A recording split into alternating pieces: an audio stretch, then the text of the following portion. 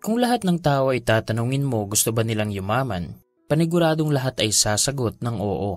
Lahat tayo ay gustong yumaman dahil alam natin kung gaano kagaan ang buhay kapag marami kang pera. Gaya na lang nang nabibili mo yung mga bagay na gusto mo, nagagawa mo yung mga bagay na meaningful sa'yo, marami kang matutulungan na tao, at higit sa lahat, hindi ka na mamumroblema sa mga bayarin. Pero ikaw pa rin dapat ang magde-define sa salitang mayaman. Para sa'yo, ano ang ibig sabihin ng pagiging mayaman? Kung ako ang tatanungin, isang salita lang ang nagde-define ng salitang mayaman, at yun ay freedom. Kung bakit nasabi kong freedom, ito ang ibig kong sabihin. May mga taong malaki ang income pero walang oras para sa pamilya, sa sarili at mga kaibigan. Masipag sila at nakikita mong nagtatrabaho palagi. Para silang mga machine na hindi humihinto. May mga tao namang maraming oras pero walang pera. Sila yung mga tinatawag nating tambay. Kahit anong oras, palagi silang available. At may mga tao namang merong freedom. Kumikita sila ng malaking halaga at marami rin silang oras. Sila ang may control ng kanilang buhay at hindi sila dependent sa trabaho dahil sila yung boss. Sinabi ni Robert Kiyosaki na you will never know true freedom until you achieve financial freedom. Parehong mahalaga ang pera at oras at ito ang dalawang bagay na kailangan mong i-consider kung gusto mong yumaman. At marahil ay tinatanong mo ngayon kung paano mo maa-achieve ang financial freedom, yung pareho kang may pera at oras.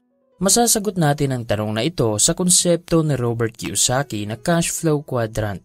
Kung hindi mo pa napanood ang nagawa na naming summary sa librong ito, I highly suggest you na panoorin mo pagkatapos mong mapanood ang videong ito. Hanapin mo na lang yung link sa comment section. So ano ba ang cash flow quadrant at bakit ito ang guide natin kung gusto nating yumaman? Ang cash flow quadrant ay nahahati sa 4 na uri ng tao na magkaiba ang mindset sa pera at magkaiba ng sources of income. Merong mga employee o mga taong nagtatrabaho sa isang kumpanya. Meron din mga self-employed na nagtatrabaho at nagbabantay ng kanilang small business. May business owner na nagmamay-ari ng isang malaking negosyo at marami ang nagtatrabaho sa kanya. At meron ding mga investor. Ginagamit nila ang kanilang pera para mag-invest sa mga kumpanya na posibleng magbibigay sa kanila ng malaking return. Isang magandang halimbawa na dito ay si Warren Buffett. Ayon kay Robert Kiyosaki, ang mga taong nasa left side ng quadrant, ang mga employee at self-employed, ay kumikita ng active income. Kailangan muna nilang magtrabaho bago sila may kikitain o ipagpalit ang kanilang oras para sa pera. Samantalang yung mga nasa right side naman ay kumikita ng passive income. Kahit konting oras lang ang ilalaan nila sa pagtatrabaho, kumikita pa rin sila ng pera dahil binabayaran sila base sa value na kaya nilang i-provide at hindi sa oras. Sinabi ni Robert Kiyosaki na ang right side ng quadrant ay ang tanging daan para ma-achieve mo ang financial freedom. At siguro ay totoo yung kasabihan ng iba sa atin na walang naging mayaman sa pagtatrabaho. Kaya kung empleyado ka ngayon at goal mo ring makamit ang financial freedom, dapat ay magdesisyon ka na lumipat sa quadrant ng mga business owner o di kaya ay investor. Pwede kang mag-umpisa sa pag-iipon ng pera, yung bahagi ng iyong income na natatanggap mo buwan-buwan, malaki man yan o maliit, dapat ay iniipon mo palagi. Tapos habang nag-iipon ka ng pera, mag-aral ka rin kung paano magsimula at magpatakbo ng negosyo. Mag-aral ka rin kung paano mag-invest. At kapag meron ka ng sapat na ipon at alam mo na ang basic sa pagninegosyo at pag-i-invest, kumuha ka ng maliit na halaga sa iyong ipon at subukan mong magsimula ng negosyo. Isa ito sa challenging part sa paglipat ng quadrant dahil marami kang gagawin na adjustment at susubukan ka talaga ng panahon. Mahabang oras at pasensya ang kailangan mong ilaan sa parting ito dahil nagsisimula ka pa lang at malaki rin ang chance na hindi ito mag-work kung hindi mo ito bibigyan ng atensyon. Pero kung meron kang passion sa iyong ginagawa, kung willing ka na mag-experiment, na bibigyan mo ng satisfaction ng iyong mga customers, malaking value ang naibibigay ng iyong produkto sa mga tao at kapag maganda ang takbo ng market, mataas ang tsansa na mag-succeed ang iyong negosyo at kikita ka ng malaking halaga galing dito. Pagkatapos mong malagpasan ang left side ng quadrant, ngayon ay kailangan mo namang ma-develop ang mindset at skill set na katulad sa isang business owner at investor. Dahil hindi mo mapapatakbo ang isang malaking negosyo at hindi mo rin kayang i-manage ang malaking halaga ng pera kung may mindset ka ng isang employee at solopreneur. Malaking responsibilidad na ang gagampanan mo kung gusto mong ma-achieve ang financial freedom. Pero sulit kaya ito sa huli? Para sa akin yes, dahil kung nasa right side ka na ng quadrant, magaan na lang yung buhay mo. Dahil meron ka ng skill, meron ng mga taong nagtatrabaho sa'yo, meron ka ng negosyo at investments na nagbibigay sa'yo ng income at marami ka na ring oras. Sa umpisa ka lang magtatrabaho ng sobra, pero darating din yung araw na makukuha mo yung malaking reward na naghihintay. Yung uri ng buhay na gusto mo at reward na deserving ka. Tandaan mo na kahit hindi madaling yumaman, hindi rin imposible na yumaman. Ngayon na alam mo na ang cash flow quadrant at kung bakit ito magandang guide para makamit mo ang financial freedom, ibabahagi ko naman sa iyo ang 4 na bagay na dapat mong matutunan tungkol sa pagyaman. Ito ang katotohanan sa pagyaman na hindi madalas sinasabi ng iba o hindi natin nakikita sa mga success magazine. Ito yung proseso o behind the scene na dinanas ng mga successful na tao na dapat willing mo ring maranasan kung gusto mong yumaman. So hindi na natin patatagalin pa at sisimulan na agad natin ang discussion.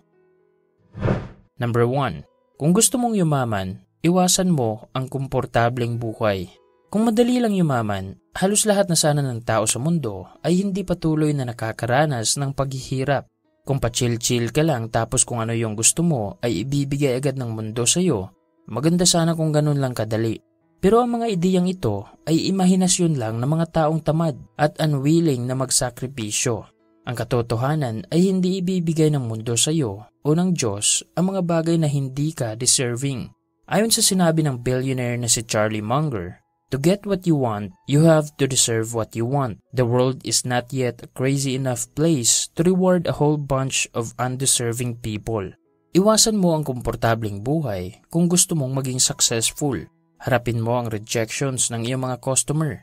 Tawagan mo ang iyong potential client at mag-propose ka ng iyong business idea.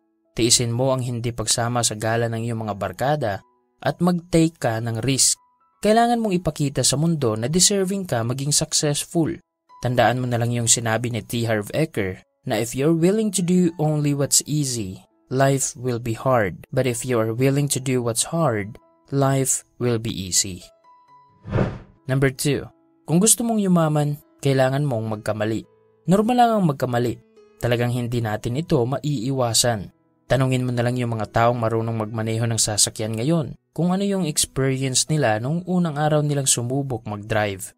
Sa totoo lang, kailangan nating magkamali para malaman natin kung ano yung tama. Meron nga akong realization na the more na successful ang tao sa isang bagay, paniguradong mas marami siyang nagawang pagkakamali sa bagay na yun kumpara sa mga unsuccessful na tao.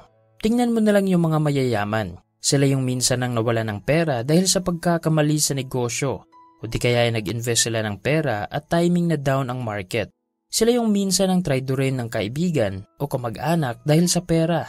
Sila yung nakatanggap ng maraming rejections at marami pang iba. At dahil sa mga karanasan na yun, natuto sila. Nalaman nila kung ano yung mag-work at ano yung mga dapat iwasan. At dahil sa mga pagkakamali, mas naging wais yung mga desisyon nila sa buhay. Kaya kung gusto mong yumaman, huwag kang ma-discourage kung may nagawa kang mali. Isipin mo na lang na parte yan ng proseso at kailangan mo yan para maging mas malawak ang iyong pangunawa sa mga bagay.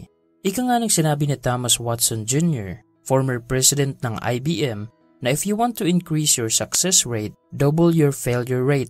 Tandaan mo palagi na normal lang ang magkamali. Ang hindi maganda ay yung susuko ka at talikuran ng iyong pangarap dahil takot kang magkamali. Number 3. Ang pagyaman ay nangangailangan ng sakripisyo. Nasubukan mo na bang itanong sa iyong sarili kung anong price ang willing mong ibayad para maabot mo ang iyong goal? Imagine kung nakafocus ka lang sa iyong goal sa loob ng 5 taon. Yung ginagawa mo araw-araw ang mga bagay na merong contribution sa iyong success.